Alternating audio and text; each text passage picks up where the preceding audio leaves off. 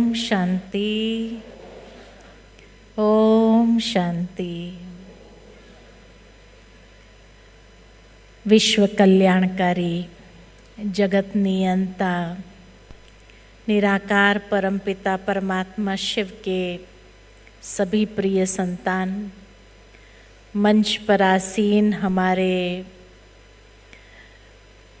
महान संत जो खास अयोध्या धाम से भी पधारे हैं, हमारे रामानुजार्य करपात्री जी महाराज जो जीयर स्वामी जी है, एवं हमारे आशुतोष महाराज महामंडलेश्वर अयोध्या से हैं।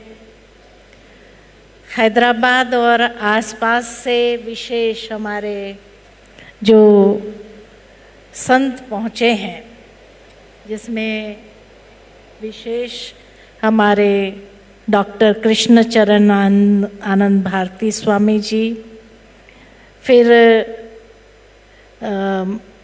रमाना मूर्ति जी और स्वामिनी सुमित्रानंद सरस्वती माता जी, तथा हमारे सभी इन पवित्र संतों को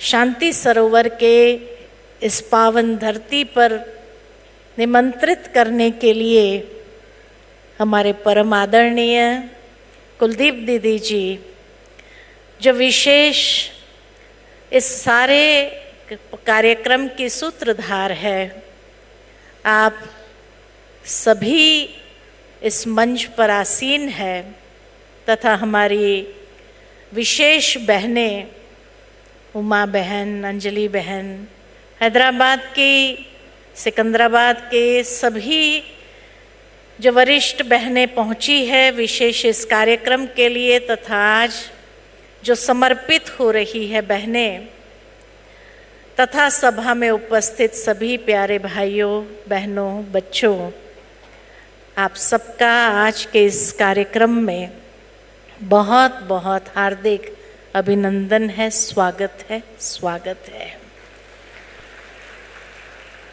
ये दिव्य समर्पण समारोह,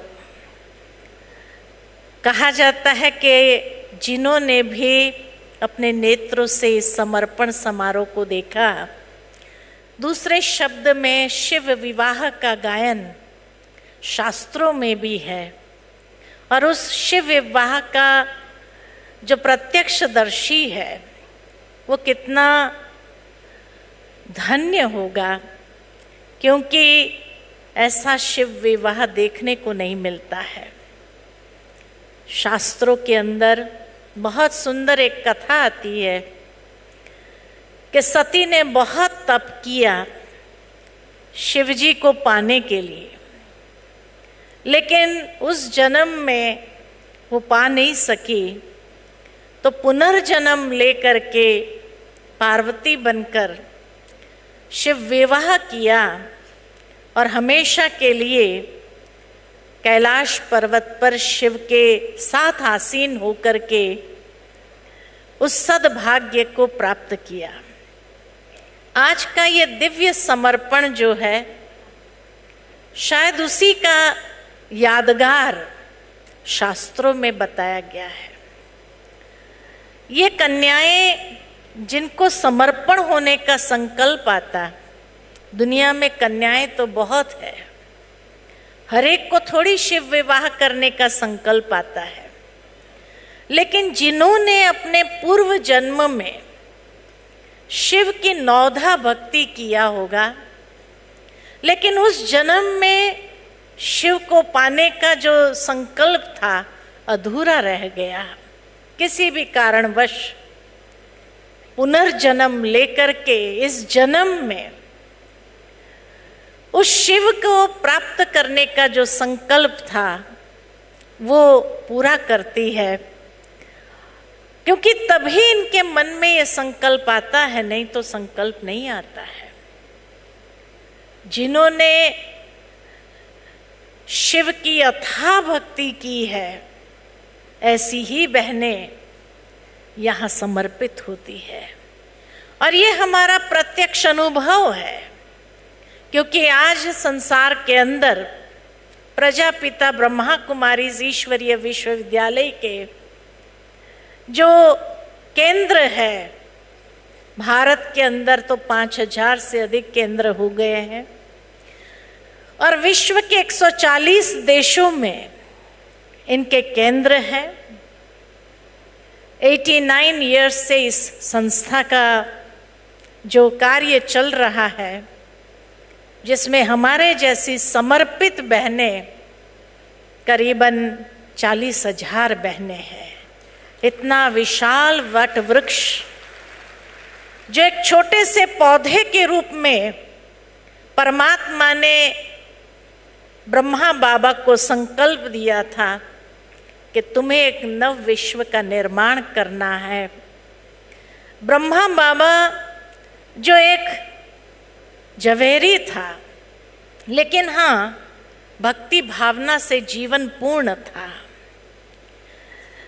तो इतने नारायण की भक्ति करते थे, नारायण का चित्र हमेशा अपने पॉकेट में रहता था। खूब भक्ति करने के बाद भक्ति का फल देने के लिए भगवान को आना ही पड़ा। जीवन में उन्होंने 12 गुरु किए थे और 12 गुरु से बहुत सुंदर अनुभव था। उस अनुभव के आधार पर जीवन चल रहा था, अपनी गृहस्थी भी चल रही थी, अपना बिजनेस भी चल रहा था। लेकिन एक दिन जब ईश्वर का संकेत उन्हें प्राप्त हुआ, दिव्य साक्षात्कार हुआ, और उस दिव्य साक्षात्कार से उन्हें वो आकाशवाणी सुनाई दी कि ये संसार का एक महान परिवर्तन होने वाला है और उसके बाद आने वाली स्वर्णिम दुनिया, सतयुगी दुनिया का निर्माण तुझे करना है। ब्रह्मा बाबा को जरा भी स्पष्ट नहीं था कि कैसे करना होगा, क्या भगवान का संकेत है, क्यों हुआ। तो अपने 12वें गुरु के पास गए और कहा कि आपकी कृपा से मुझे ऐसा दिव्य साक्षात्कार हुआ जहां मैंने एक महाविनाश का दृश्य देखा और उसके बाद एक स्वर्णिम दुनिया का दृश्य देखा, और ये आकाशवाणी सुनाई दी कि निकट भविष्य में ऐसा महाविनाश के बाद ऐसी स्वर्णिम दुनिया तुझे बनानी है। मुझे कुछ भी समझ नहीं है कि कैसे मैं निमित्त बन सकता हूँ, कैसे मुझे बनानी होगी। आप कृपया करके मुझे ये रास्ता बताइए। तब उनके 12वें गुरु ने कहा कि अभी तक मुझे अपने जीवन में ऐसा कोई साक्षात्कार नहीं हुआ है, न कोई ऐसा संकेत मिला है, तो मैं कैसे आपको गाइड कर सकता हूँ। ये भगवान आपसे क्या कराना चाहते हैं वही मार्गदर्शक आपका बनेगा। और उसके बाद उनके जीवन में एक परिवर्तन आया कि वो बिजनेस को समाप्त किया और बिजनेस को छोड़ करके धीरे धीरे साक्षात्कार बढ़ते गए उनके जीवन में। प्रतिदिन सुंदर साक्षात्कार होते थे और इस तरह से एक छोटा सा सत्संग के रूप में आरंभ हुआ था। 1936 के आसपास जब हैदराबाद, सिंध और भारत एक ही था, तो उस समय वहाँ सत्संग के रूप में आरंभ हुआ। और धीरे धीरे जब कोई नई चीज इस संसार में आती है तो जरूर उसका विरोध भी होता है, क्योंकि जब ब्रह्मा बाबा ने ये प्रतिज्ञा की, एक भीष्म प्रतिज्ञा, कि जीवन के अंदर ब्रह्मचर्य व्रत का पालन करना है, बहनें धीरे धीरे आते गए और उसी नियम में बंधते गए। और इस तरह से ब्रह्मा बाबा ने एक छोटा सा 8 बहनों का ट्रस्ट बना करके ये ईश्वरीय विश्वविद्यालय की स्थापना की 1937 दिवाली के दिन, और अपनी सारी संपत्ति बहनों को समर्पित किया।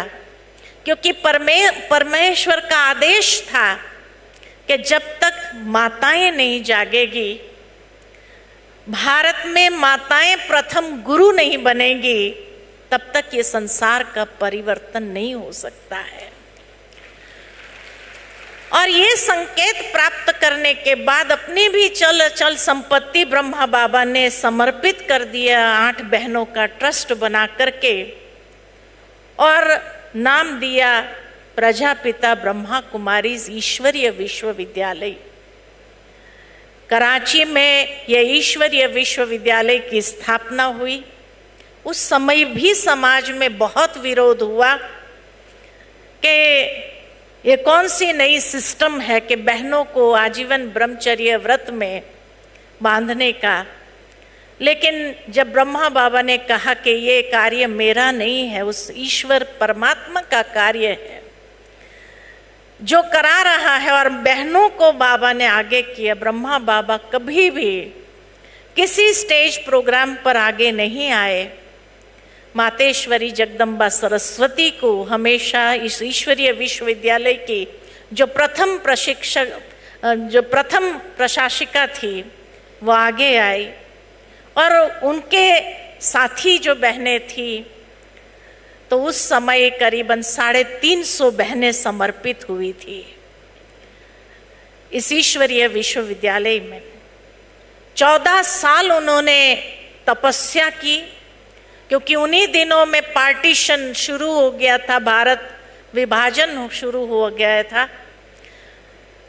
1950 में आदेश हुआ परमात्मा का साक्षात्कार के माध्यम से कि भारत में पहाड़ी पर जाना है, ऊंची पहाड़ी है जहां पांडवों की अंतिम तपस्या पूरी हुई थी।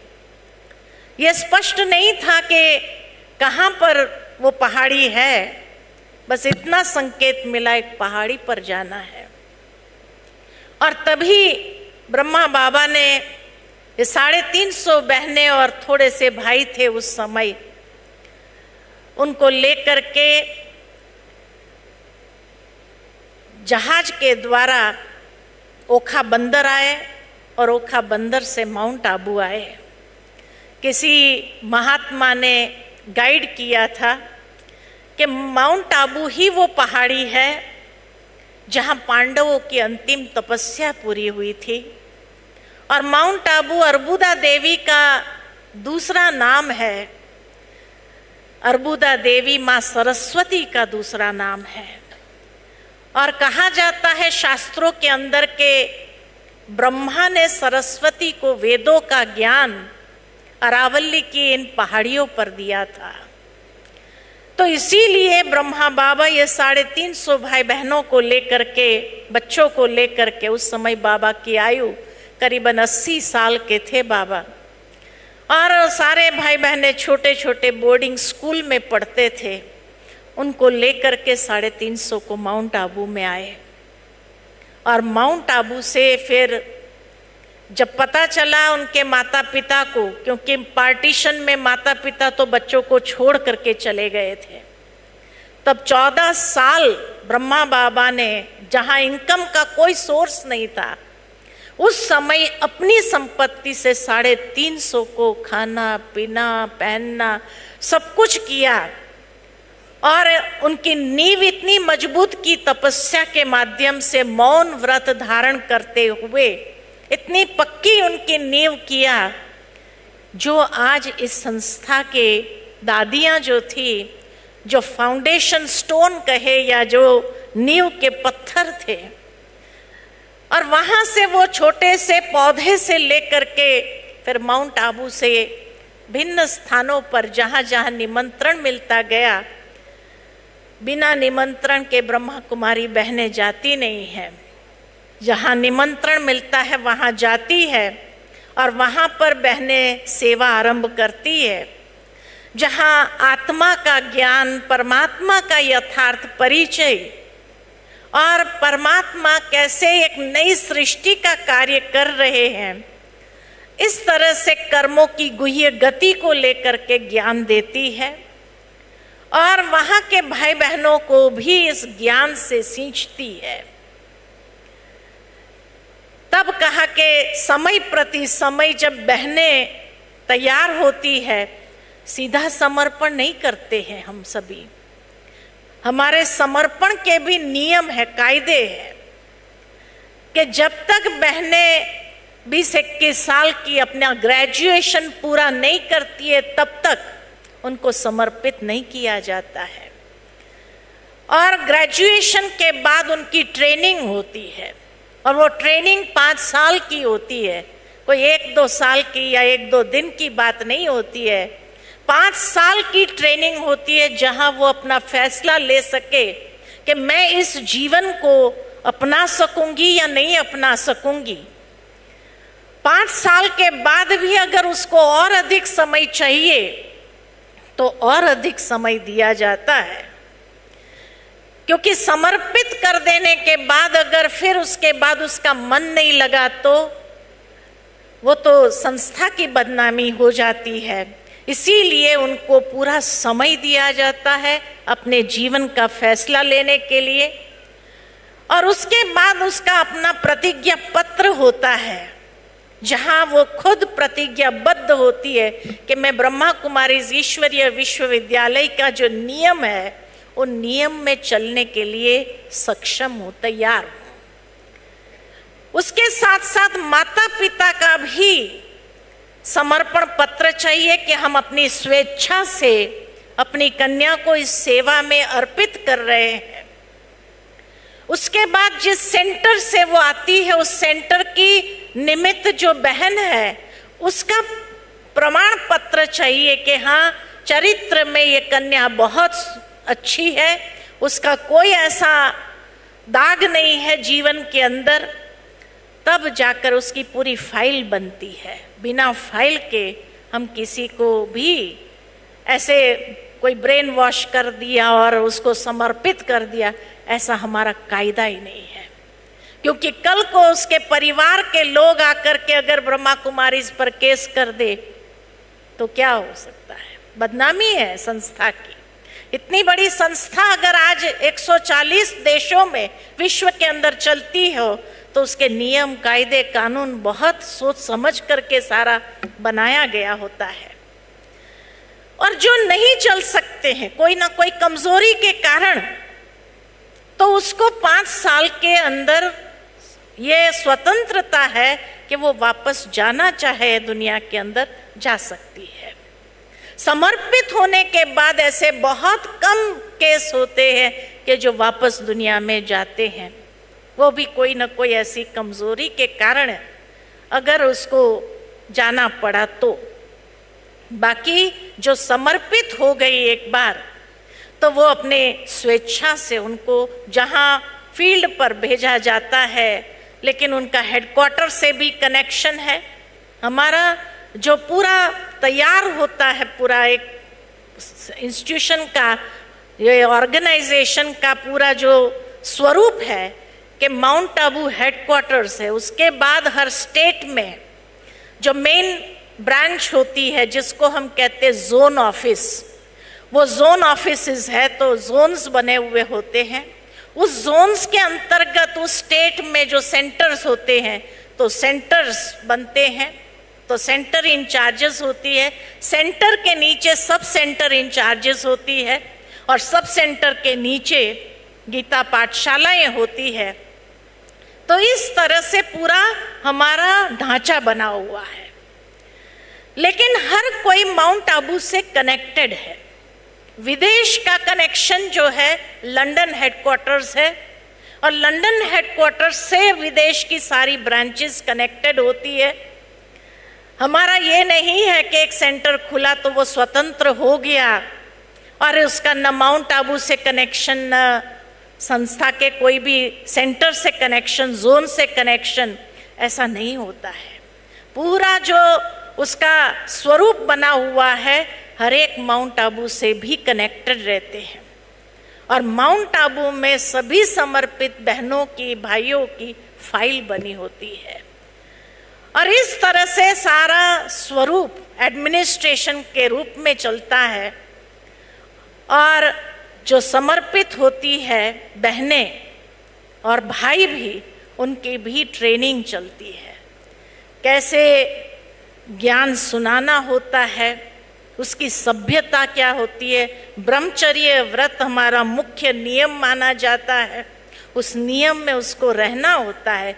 कोई भी नियम के विरुद्ध कार्य हुआ तो फिर उसको कुछ समय के लिए सजा भी मिलती है, उसको निष्कासित भी किया जाता है। अब जो निष्कासित होते हैं तो जरूर उनको थोड़ा दुख दर्द तो होता है, लेकिन कुछ समय के लिए वो सजा होती है, 6 महीना 1 साल की, जैसा जैसा उसने नियम भंग किया होता है, ताकि उसका प्रभाव दूसरे के ऊपर न पड़े। इतनी बड़ी संस्था है तो इसलिए ये नियम बने हुए होते हैं और उस नियम में हर एक को चलना अनिवार्य है। बाकी कई बार कई लोग पूछते हैं, तो जब शिव विवाह हुआ तो फिर ये सफेद कपड़े क्यों पहने? सफेद कपड़े के पीछे भी एक भाव है। सफेद कपड़ा पवित्रता का प्रतीक है, शांति का प्रतीक है। जहाँ शांति का संदेश होता है तो सफेद रुमाल हमेशा हिलाया जाता है, शांति का प्रतीक है। जिस तरह सफेद कपड़े के ऊपर छोटा सा दाग भी होता है तो दिखाई देता है, ये हमारा चरित्र है कि जिस तरह से सफेद कपड़े पर कोई दाग नहीं होना चाहिए, इतना ध्यान रखते हैं, तो हमारा चरित्र भी इतना ऊंचा होना चाहिए, हमारे चरित्र पर भी कोई दाग नहीं होना चाहिए। इसलिए एक बार बार स्वयं को जागृत करने की प्रक्रिया है। बाकी प्रजापिता ब्रह्मा कुमारी के विषय में अगर कोई कहे कि यह सनातनी नहीं है क्योंकि तिलक नहीं लगाती है, हम लोग तिलक लगाते हैं, ये नहीं कि तिलक नहीं लगाते हैं, लेकिन हम यही कहते हैं आत्मस्मृति का ये यादगार है। तिलक लगाना आत्मस्मृति का यादगार है। तीसरा नेत्र यहाँ ही दिखाया जाता, तिलक यहाँ ही लगाया जाता क्योंकि आत्मा का निवास स्थान है। मेडिकल साइंस द्वारा भी ये प्रमाणित है कि हाइपोथैलेमस पिट्यूटरी ग्लैंड के बीच में आत्मा का निवास है, जो 2.5 इंच पीछे और ऊपर से 1.5 इंच नीचे, अर्थात सीधा यही फोकल पॉइंट पर आता है। तो जिसकी आत्मा जागृति हो गई उसको ये रिमाइंडर की आवश्यकता नहीं है, परमानेंट तिलक हमारा लगा हुआ है। साथ ही साथ दुनिया के अंदर तो इसलिए तिलक लगाते हैं कि भाई ये सौभाग्यवती है, उसका यादगार है, लेकिन यहाँ इसलिए हम तिलक नहीं लगाते हैं या कभी कभी मौके पर तिलक लगाते हैं चंदन का, क्योंकि शिव तो अमर, अजर अमर अविनाशी है, वो मरते ही नहीं है। अखंड सौभाग्यवती हमारी बहनें हैं, अखंड सौभाग्यवती, कभी खंडित होने वाला ही नहीं है। इसलिए ये तिलक सदा के लिए लगा हुआ आत्म जागृति हर एक के होने ही लगती है जब से वो इस संस्था में कदम रखते हैं। तो इसलिए तिलक, सफेद वस्त्र, जैसे दुनिया में भी कहा जाता है कि पति को जो प्रिय होता है वस्त्र, उसी प्रकार का पत्नी अडॉप्ट करती है। अगर उसको साड़ी पसंद है तो पत्नी साड़ी, उसको खुश करने के हिसाब से वो साड़ी ही पहनती है। अगर उसको कोई प्रकार के कपड़े पसंद नहीं है तो वो पत्नी नहीं पहनती। भले आज की दुनिया में स्वतंत्र हो गए, अपने विचार के हो गए, तो वो अपने हिसाब से जीना चाहते, तो वहाँ रोज का कलह क्लेश होता है। हम यही कहते कि परमात्मा जिसको कहा ही जाता पतियों का पति, पतियों का पति, उसको अगर सफेद वस्त्र पसंद है तो हमें भी वही पसंद है, हमारी चॉइस भी वही है। और इसीलिए सफेद वस्त्र तो वैसे भी देखा जाए, महाराज जी बता रहे थे कि माँ सरस्वती का ड्रेस है। माँ सरस्वती का ड्रेस अगर सफेद है तो सफेद वस्त्र का अगर कोई अपमान करे तो माँ सरस्वती का ही अपमान है ये तो इसीलिए ये वस्त्र कोई और बात के कारण नहीं, लेकिन ब्रह्मा बाबा ने इतना ध्यान रखा था कि कोई भी दाग अपने चरित्र पर नहीं होना चाहिए, इस तरह से अपनी जीवन शैली हो। दूसरी बात जो कहा जाता सनातनी नहीं है, हम पूछते सनातन की परिभाषा क्या है? क्या खाली चिल्लाने से सनातनी बन जाते हैं? क्या हम सनातनी हैं ये प्रोपोगंडा करने से सनातनी बन जाते? क्या सनातनी की जो दिनचर्या है वो जीवन में है? भगवत गीता के अंदर सबसे पहला जो दैवी संपदा बताई गई है, उस दैवी संपदा में अहिंसा परमो धर्म, ये सनातनी है। आज हमारे ऋषि मुनि, हमारे संत जो है भारत भर के अंदर, वो सनातनी है। क्यों? क्योंकि उनकी दिनचर्या 2:30 बजे से 3 बजे से आरंभ होती है और उस दिनचर्या में वो चलते हैं। उस दिनचर्या के हिसाब से उन्होंने जीवन व्यापन करने का संकल्प लिया है। तो इसीलिए वो क्रोध मुक्त है, काम क्रोध लोभ मोह अहंकार को जीता हुआ हो, उसको कहते सनातनी। जिन्होंने ज्ञान को अपने जीवन के अंदर हजम किया हो, उसको कहते सनातनी।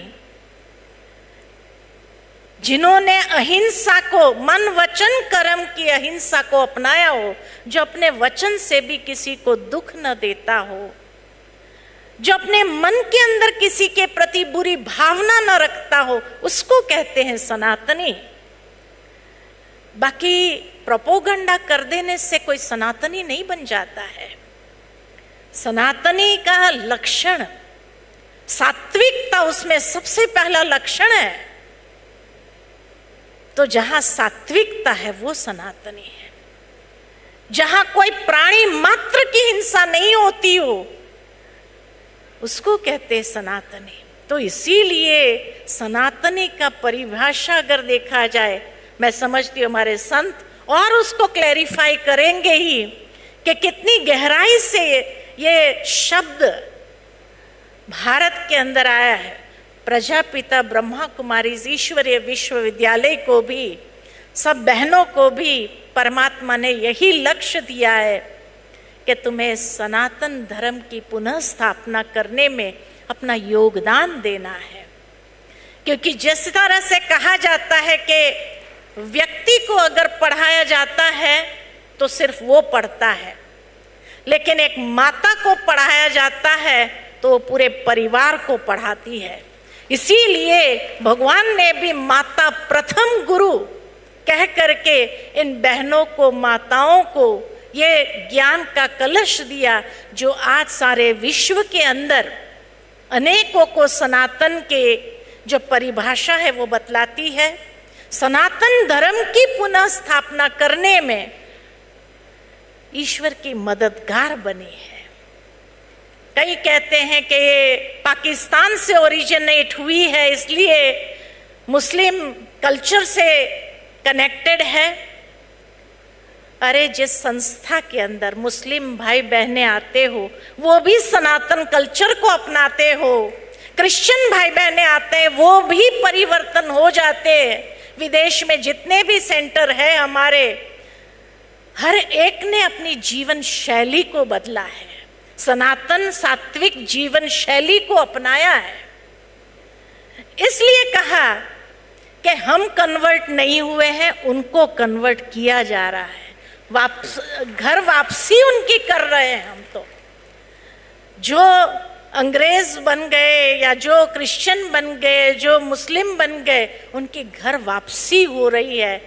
आज जब घर वापसी कर रहे हो, उसको कैसे आप सनातनी विरोधी बता सकते हैं? हमारा पहरवाइश, हमारी दिनचर्या स्टडी करो आप। हम तो कई बार कई लोगों को कहते हैं कि जिस तरह से आप दूसरी संस्कृति के ऊपर, भारत के शास्त्रों के ऊपर पीएचडी करते हो, ब्रह्मा कुमारी के ज्ञान पर भी पीएचडी करके तो दिखाओ। शायद आपको समझ में आ जाए सुनी सुनाई बातें तो बहुत है, जो यहाँ के दिनचर्या के हिसाब से नहीं चले, यहाँ के नियम धारणाओं के हिसाब से नहीं चल सके, वो अगर चले भी गए, क्योंकि कहीं ना कहीं उनको नाम मान शान की इच्छा थी कि हमारा नाम होना चाहिए, हमारा मान होना चाहिए, हमें पद प्रतिष्ठा प्राप्त होनी चाहिए, और यहाँ पर नहीं मिला तो जो अंदर की भूख है वो कैसे तृप्त होगी। तो इसीलिए अपना अलग से बना दिया उन्होंने, और अलग से बना करके अगर वो ब्रह्मा कुमारी के बारे में गैर प्रचार कर रहे हो, अब जहाँ इतना बड़ा वट वृक्ष हो, एक दो डालियाँ काट सकेंगे आप, पूरा वट वृक्ष तो उखाड़ नहीं सकते। और जो वट वृक्ष उखाड़ने का प्रयत्न करते हैं दुनिया से, वही उखड़ जाते हैं, वट वृक्ष नहीं उखड़ता है। भावार्थ यही कि आज ब्रह्मा कुमारी के बारे में जो गलत फहमियाँ है, सनातन विरोध, अरे हमारा बैज, मैं महाराज जी से बता रही थी कि एक एक बहन जी जो आ रही थी समर्पित वाली, उनको हम बैज पहना रहे थे, लक्ष्मी नारायण का ये बैज है। क्या लक्ष्मी नारायण सनातनी नहीं है? लक्ष्मी नारायण सनातनी नहीं है, हमारा तो बैज ही सनातन धर्म का प्रतीक है। कि जिस तरह लक्ष्मी नारायण ने एक जीवन जिया तो आज पूज्य बन गए, मंदिरों में स्थापित हो गए, इतने पूजनीय बन गए। हमारा आदर्श अगर इतना ऊंचा हो तो हमारा जीवन सनातनी विरोधी कैसे हो सकता है? सोचने की बात है। भावार्थ यही कि ये हमारा लक्ष्मी नारायण के बैज को हम कहते, ये हमारा मंगल सूत्र है। जो भी शिव विवाहित होती है बहनें, उनको सबसे पहले यही बैज मिलता है। ये बैज माना ये समर्पित है। बाकी जो बहनें हैं, कन्याएं, माताएं हैं, वो दूसरे बैज लगाती, उनको ये बैज ऑफिशियली नहीं मिलता है। ये बैज ऑफिशियल हमारा मंगल सूत्र है कि हम शिव विवाह किया हुआ है। आज 50 साल हमको हो गए, 60 साल कुलदीप दीदी को हो गए समर्पित जीवन व्यतीत करते हुए। अगर इस जीवन में हम सभी अगर नाखुश होते या हमें जबरदस्ती डाला जाता तो वो 60 साल नहीं निकाल सकते हैं, 50 साल नहीं निकाल सकते हैं। और आज भी इतना ही अगर अंदर में इस ज्ञान के प्रति सम्मान है, परमात्मा शिव के प्रति इतना सम्मान है कि हमारा जीवन के एक एक खून के एक एक कतरे में भी उसका ज्ञान समाया हुआ है, उनके प्रति श्रेष्ठ भावनाएं समाई हुई है, यही बताती है हमारी जीवन शैली से। इसलिए कहा न यहाँ किसी का ब्रेन वॉश किया जाता, लेकिन हाँ आध्यात्मिकता को कहा जाता इट्स स्पिरिचुअल साइंस। और स्पिरिचुअल साइंस है तो साइंस में हर बात का लॉजिक है, और इसीलिए जहाँ लॉजिक है उस लॉजिक को जब पढ़े लिखे लोग स्वीकार करते हैं तो उसका ब्रेन वॉश नहीं किया जाता है। उस आध्यात्म का जो विज्ञान है उसको जिसने समझा है और समझ करके अपने जीवन के अंदर जिसने धारण किया है, उसी के आधार से वो अपने जीवन को आगे बढ़ाते हैं। बाकी कोई अगर कहता है कि ब्रह्मा कुमारी बहनें एक बार समर्पित हो जाती है तो घर में नहीं जा सकती, ऐसा नहीं है। हम घर में भी जाते हैं, दुनिया के समाज की सेवा अगर करते हैं, और हमारे अपने माँ बाप अगर दुखी है, उनको अगर जरूरत है तो हम घर भी जाते हैं। हाँ, यही यूनिफॉर्म में जरूर रहते हैं, यही ड्रेस में जरूर रहते, लेकिन उनकी सेवा भी करते हैं। और उनकी सेवा करके कोरोना के समय हमारी कई बहनें जिनके माता पिता बीमार थे तो गए, उनकी सेवा किया, और सेवा करके उनको स्वस्थ बना करके वापस अपने स्थान पर आ गए। तो सेवा भी करती है, माता पिता की सेवा प्रथम सेवा है। हम ऐसे सन्यासी नहीं हैं जो एक बार घर छोड़ा तो घर नहीं जा सकते हैं, घर जाते हैं, उनकी सेवा, उनको जब जरूरत होती है तो उनकी सेवा भी करते हैं। तो इसीलिए हमारे नियम कानून में जो बातें स्पष्ट की है उसी के हिसाब से हम चलते हैं। ये जरूर है कि जो इस जीवन में चला हुआ हो इतना सालों से, तो घर में कितना दिन रहेगा? 2-4 दिन अच्छा लगता है, ठीक है, मिल लिया, आ गए। उसके बाद ज़्यादा दिन नहीं रहते हैं। उनका जब तक सेवा की आवश्यकता थी तो करते हैं, करके आ जाते हैं। तो इसीलिए आज कई सोचते हैं कि ब्रह्मा कुमारी समाज सेवा नहीं करते हैं। कौन कहता है हम समाज सेवा नहीं करते हैं? अभी इस साल दादी प्रकाश मणि जी का दिन आ रहा है 25 अगस्त को, और उस 25 अगस्त के निमित्त सारे भारत भर में Guinness book of world records बनाने का ब्रह्मा कुमारीज ने एक संकल्प लिया है कि इतना ब्लड डोनेशन कैंप्स हम चलाएंगे सारे भारत में, और नए कई लोगों को जिसके द्वारा नया जीवन प्राप्त हो। 1 लाख यूनिट से ऊपर ब्लड कनेक्शन का जो संकल्प लिया है, तो समाज सेवा भी करते हैं। हमारी हॉस्पिटल्स चलती है, कई जगह पर ब्लड डोनेशन कैंप्स ऑर्गेनाइज होते हैं। इस तरह से कई समाज सेवा करते हैं। तो ब्रह्मा कुमारी खाली आध्यात्मिक ज्ञान दे रही है ऐसा नहीं है, समाज सेवा भी करती है, तन मन धन से प्रतिबद्ध जरूर है। और इसीलिए एक ही संकल्पबद्ध होकर के सारी बहनें जो है एकजुट है, एक ऐसा यूनिटी है हम बहनों के अंदर।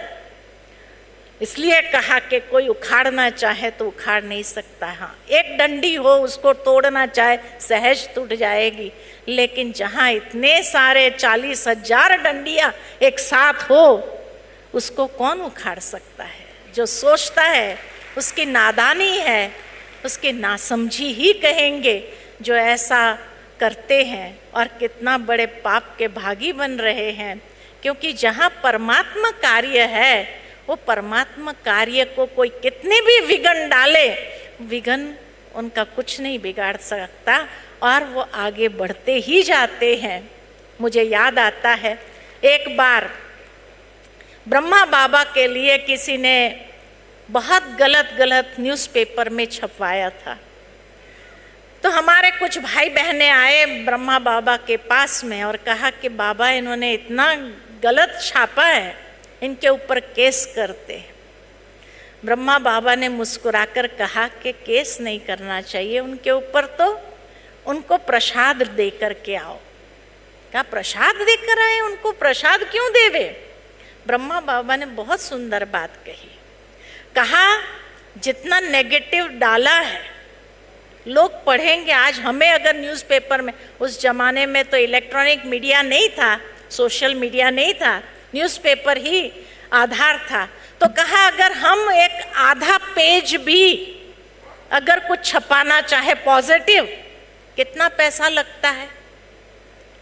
और पॉजिटिव बातें लोग पढ़ेंगे नहीं, ठीक है करके छोड़ देंगे। अब उन्होंने पूरा पेज नेगेटिव डाला है, कितना खर्चा किया है ये डालने के लिए, और लोग नेगेटिव बातें जरूर पढ़ेंगे।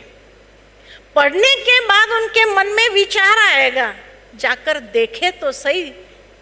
50% भी अगर देखने आए, देखने के बाद उनके अंदर में ये आया कि जो छापा था ऐसा तो कुछ है ही नहीं यहाँ पर, वो आपके स्टूडेंट बन जाएंगे। आप जितनी सेवा नहीं कर पाएंगे, आध्यात्मिक जागृति उनके अंदर नहीं लाए, ये नेगेटिव बातें उनके अंदर एक न एक दिन आध्यात्मिक जागृति ले आए, तो ऐसे लोगों को तो प्रसाद ही देना चाहिए ना, उनके ऊपर केस थोड़ी करना होता है। बहुत सुंदर बात। इसीलिए मैं तो यही कहती हूँ जो नेगेटिव बात भी कर रहे हैं उसको सुन करके कई लोग आते हैं जानने के लिए कि क्या सचमुच ऐसा चलता है ब्रह्मा कुमारीज में, और जब यहाँ आकर सच्चाई को देखते हैं तो कहते कितनी गलत बातें छापी है, कह करके भी जाते। हम तो वही सुन करके यहाँ आए थे, उसका कोई प्रभाव, नेगेटिव बातों का कोई प्रभाव ज़्यादा दिन नहीं चलता है। पॉजिटिव बातों का इम्पैक्ट लॉन्ग रन तक रहता है, नेगेटिव बातों का प्रभाव क्षणिक रहता है। इसलिए जो नेगेटिव बातें कर रहे हैं हम उनको भी धन्यवाद ही कर रहे हैं कि आप ऐसी एक सेवा कर रहे हो कि लोग अपने आप देखने के लिए आ रहे हैं, वो हमारा तो बिगाड़ नहीं पा रहे हैं, लेकिन खुद के लिए कितनी बद्दुआएं कमा रहे हैं। क्योंकि जब लोग जानते हैं और कहते हैं इतनी सच्चाई है आपके अंदर और फिर भी ऐसी बातें, तो क्या ये दुआ हुई या बद्दुआ हुई? इसलिए दुआओं से जीवन आगे व्यतीत करें। और ये हमारी बहनों को भी आज हमारे पावन संत दुआएं देने के लिए आए हैं। इतना सुंदर जो सेवा के कार्य के प्रति प्रतिबद्ध हो गई है, जिनके माता पिता ने स्वेच्छा से अपनी बेटियों को इस सेवा में दिया। कई लोग कहते हैं कि ब्रह्मा कुमारी इस पवित्रता को अपनाने के लिए कहते, पॉपुलेशन कम कर रहे हैं। आज दुनिया के अंदर देखो तो जितनी भी शादियां हो रही है, कहाँ एंड होती है? कहाँ एंड हो रही है? लिव इन रिलेशनशिप में एंड हो रही है। क्या ये व्यभिचार नहीं है? ये भ्रष्टाचार नहीं है?